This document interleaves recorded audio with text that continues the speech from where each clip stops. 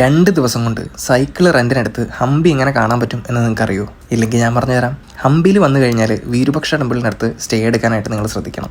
കാരണം ഈ ടെമ്പിളിനെ ചുറ്റപ്പെട്ടാണ് south ഹംപിയിലെ major tourist പ്ലേസുകളെല്ലാം ഉള്ളത്. 150 മുതൽ 200 രൂപയ്ക്ക് വരെ ഇവിടെ സൈക്കിൾ റെൻറ്റിന് കിട്ടും. ഇനി എവിടെയൊക്കെ പോകാമെന്നാണെങ്കിൽ ഡേ 1 വിരൂപാക്ഷ ടെമ്പിളിൽ നിന്ന് നിങ്ങൾക്ക് സ്റ്റാർട്ട് ചെയ്യാൻ പറ്റും. അവിടുത്തെ പിൻഹോൾ ക്യാമറ ടെക്നിക്ക് കാണാൻ ഒരിക്കലും മറക്കരുത്. അത് കഴിഞ്ഞാൽ Krishna temple, Krishna Bazaar, Lakshmi Narasimha statue, Badavilinga temple, nobleman quarters view point, underground Shiva temple, Hazara Ramachandra temple, royal enclosure, Pushkarani, lotus Mahal, elephant stable, Mahanavami Dibba, queen's bath, octagonal bath, Bhojanashala എന്നിവയൊക്കെ നിങ്ങൾക്ക് സുഖമായിട്ട് ഡേ 1 കണ്ടു തീർക്കാൻ പറ്റും. പിന്നെ സൺസെറ്റിന് ഹേമകുട്ട ഹിൽസിൽ പോകാൻ മറക്കരുത്. അവിടെ തന്നെയാണ് ഹേമകുട്ട ഗ്രൂപ്പ് ഓഫ് ടെമ്പിൾസ് ഉള്ളത്. ഇനി ഡേ 2 മാതങ്ക ഹിൽസിലെ സൺറൈസ് കണ്ട് സ്റ്റാർട്ട് ചെയ്യണം. ഈ സൺറൈസ് നിങ്ങൾ ഹംപിയിൽ വരുമ്പോൾ ഒരു കാരണവശാലും മിസ്സാക്കരുത്. കാരണം ഇതൊരു ലൈഫ് ടൈം എക്സ്പീരിയൻസ് ആണ്.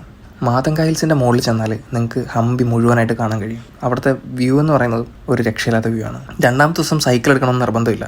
കാരണം നടക്കാനുള്ളൊരു ദൂരം മാത്രമേ ഉള്ളൂ. 2 മുതൽ 3 കിലോമീറ്റർ മാത്രമേ ആവുന്നുള്ളൂ. പോകേണ്ട സ്ഥലങ്ങൾ കൊടണ്ടാരാമ ടെമ്പിൾ, അവിടെ തന്നെയാണ് തുംഗഭദ്ര റിവർ വ്യൂ പോയിന്റ് ഉള്ളത്. Baraha temple, Achyutaraya temple, Achyutaraya Bazaar, Kotilinga, Narasimha temple, king's balance, ruined gateway, Vittala temple, stone chariot, Vittala Bazaar, old Shiva temple.